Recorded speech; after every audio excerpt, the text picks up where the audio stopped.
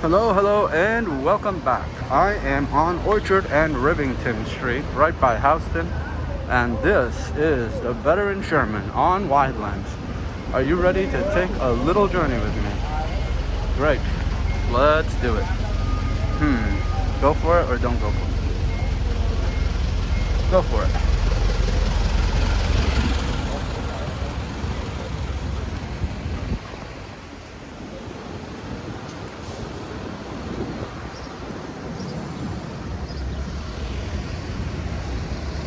Excuse me, which way is Houston? Do you know which way Houston is? That way? Thank you.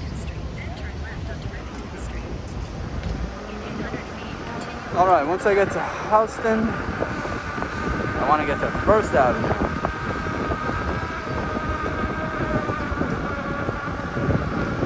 Leave a comment. Is it Houston or Houston?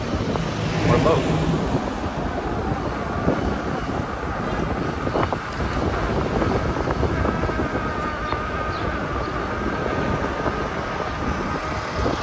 Make sure to like, comment, subscribe, and share if you are enjoying this video. Thank you so much for doing so. Oh, there's First Avenue right there. I think we're good to go.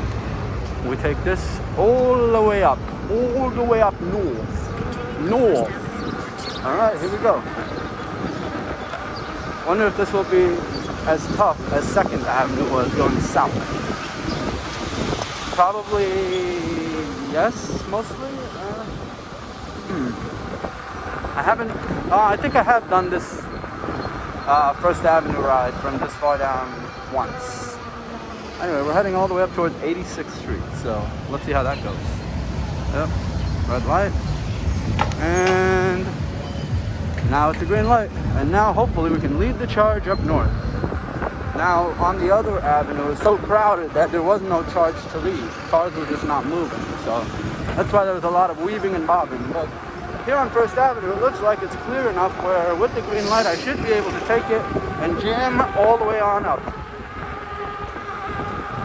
Be sure to wear your safety gear, folks. If you don't, you never know. You gotta wear your safety gear.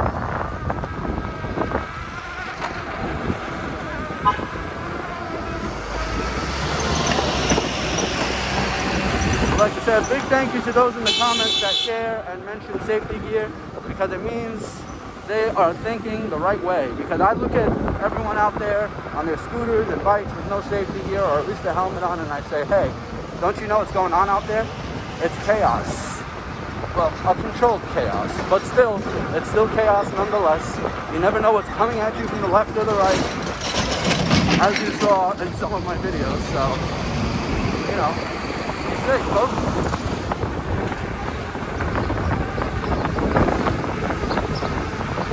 Safety first.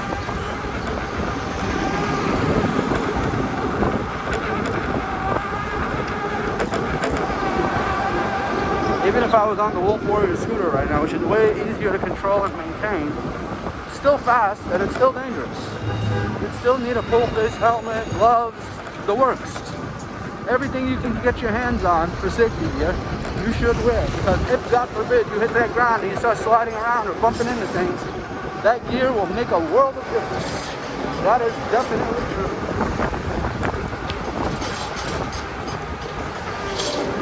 Just so you all know, I'm making these journeys either way.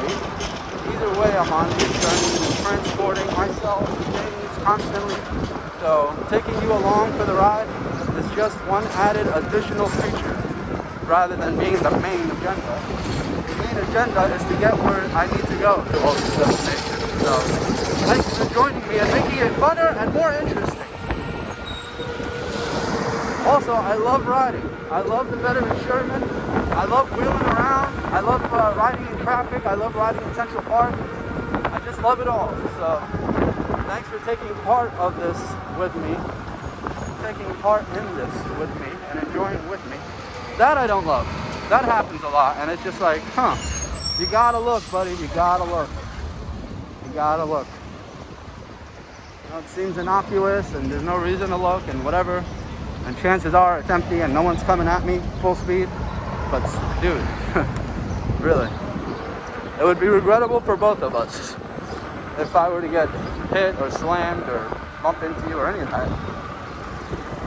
maybe more so me.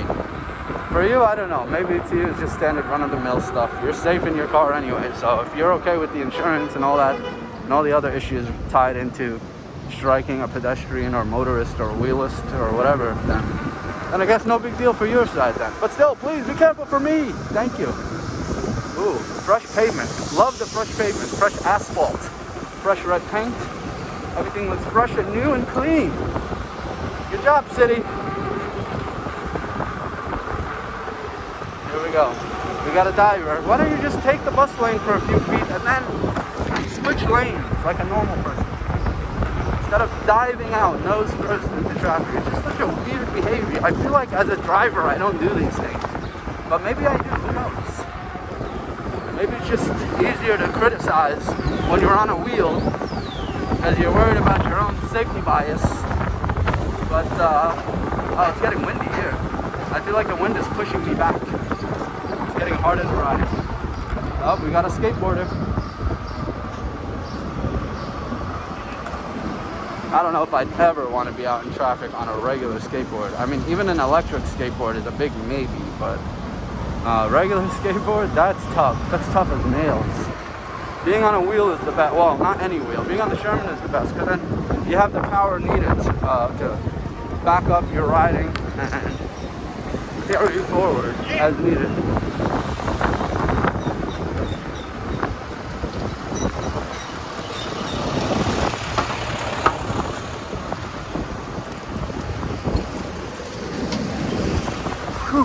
Folks, do not try any of the things you see in this video in real life, or I am a trained professional. Don't try any of these things at home. Yes. There.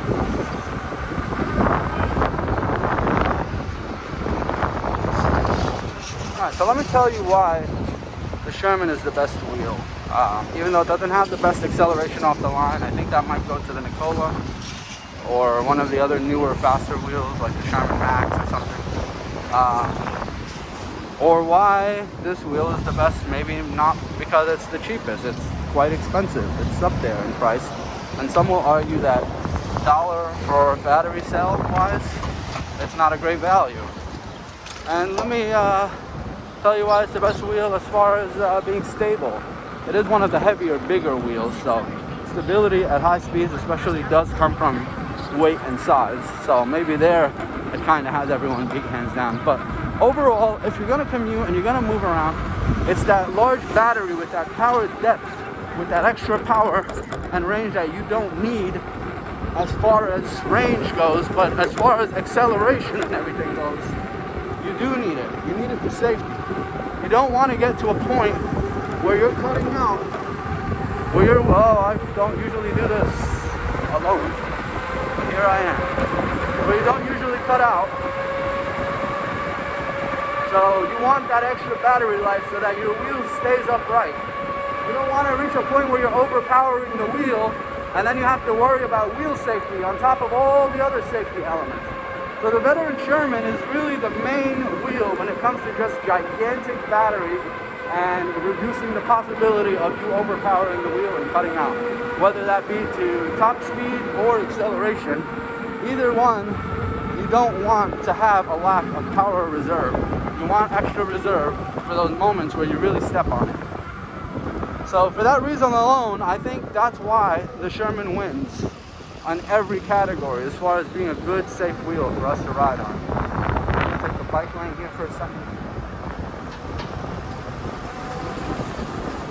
Just to get out of the way of all this traffic. And now back to the streets.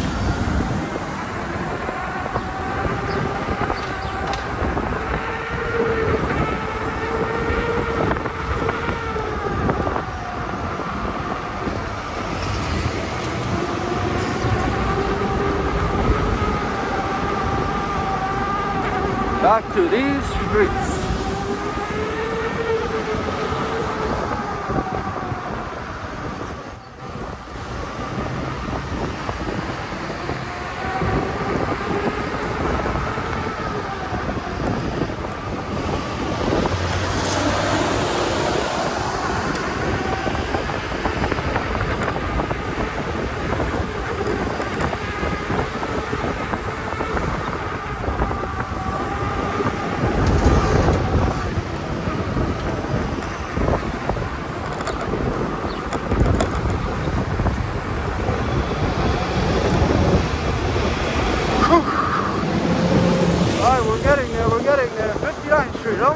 guys. Come on, we can do this. Feet are starting to hurt again. As I've accelerated a little harder in the last few blocks, I've felt the pressure on my feet return. It's like lifting weights, but with your feet. And if you have some nice, strong, big old feet, I think you could do some serious riding. Okay, so someone was asking me about the Sherman Max versus the regular Sherman. When you're riding the Sherman Max, you feel like you don't have to put as much pressure on your feet for that takeoff. So once you're on the Sherman Max, you barely have to press your toes a little, and the wheel just jumps. It takes off. So you feel like your feet are in better condition. They're not as stressed and strained. So if you're wondering about the Sherman Max, you really have to be an experienced rider though to really take off like that on the Sherman Max and be able to control the wheel. Because as fast as it does take off, that just makes it that much harder to slow down and stop, because you've already got so much inertia and momentum that stopping becomes like an impossible task. You just want to have a clear road ahead so that you don't have to worry about stopping or slowing down. You just want to go, really. And in that case, the Sherman Max is stupendous. I haven't really tested the stopping power, so I can't say for sure, but that's my theory. My theory is that it would be harder to stop because of all that rapid initial acceleration.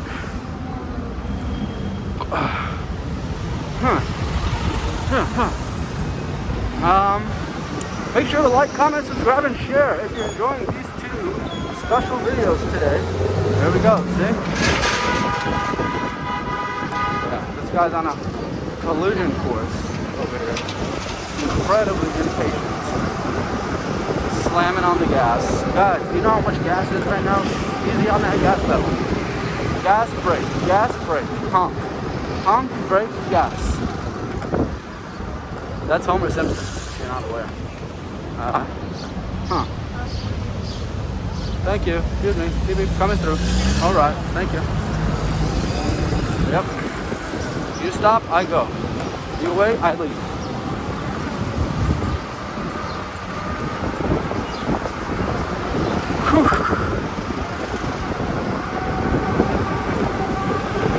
People are telling me to get mic'd up so you can hear me better, especially when I'm going at high speeds.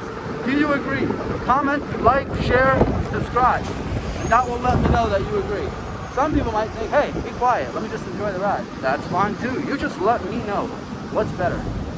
Sometimes I can't control it, but I'll try. And sometimes I'm just in a quiet mood. And that pretty much becomes the gist of it.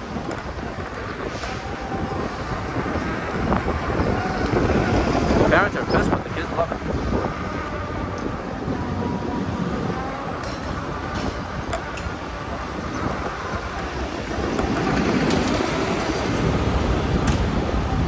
Alright, I did not make this light, and I won't be going for it. Not on a big intersection like this where there's too many cars, too many people crossing. You just really got to be careful, folks. Safety first.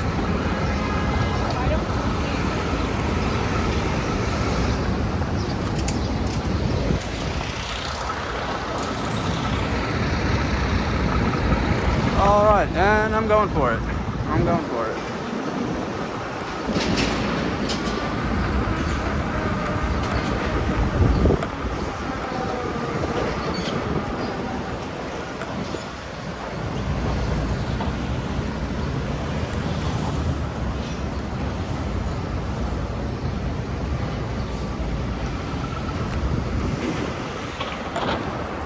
Alright, we are almost at our destination. Folks, if you enjoyed this, don't forget, please, to hit that like button. Hit it. Let YouTube know. Let the world know that they should watch this. Thank you so much. And safety first.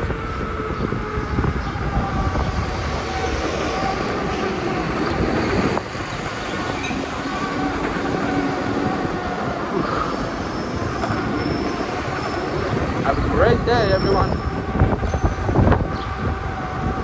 kind, be nice, enjoy yourself. Do the things you know you gotta do. Make yourself feel better. Do good things for others. You got this, folks. You got this.